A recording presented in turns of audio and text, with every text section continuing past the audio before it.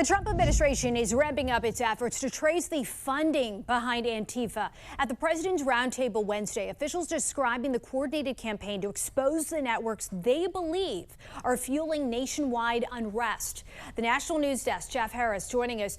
The roundtable is part of the administration's broader push to confront domestic unrest. Jeff, what do we know about this coordinated campaign? So at Wednesday's roundtable, President Trump went into more detail about the administration's whole of government approach to investigate, disrupt, and also dismantle Antifa, including a major push to expose its funding networks and dark money sources.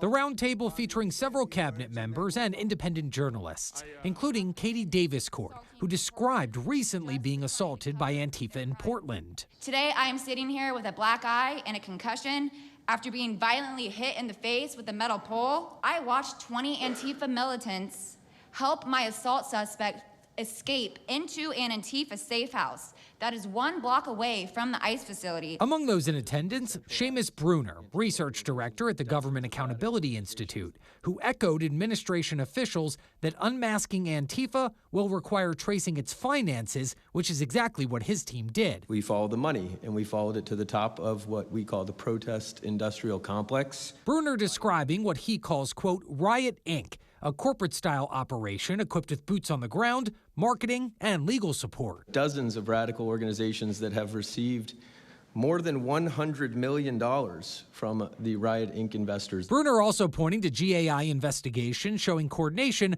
across cities like Portland, Seattle, and Chicago, involving people who were paid and transported to participate in the unrest, specifically naming some major funding sources like George Soros's Open Society Foundation. The Arabella Funding Network, the Tides Funding Network, Neville Roy Singham and his network, Foreign Cash. Designated as a domestic terrorist organization, Antifa, which is short for anti-fascist, is an ideology, not necessarily an organization.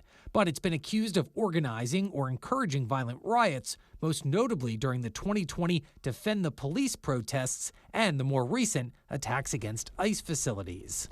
Now, Bruner did urge the IRS and Office of Management and Budget to review or revoke tax-exempt status for nonprofits that are misusing funds, adding federal authorities could use RICO statutes to target networks as well. Reporting for the National News Desk, I'm Jeff Harris.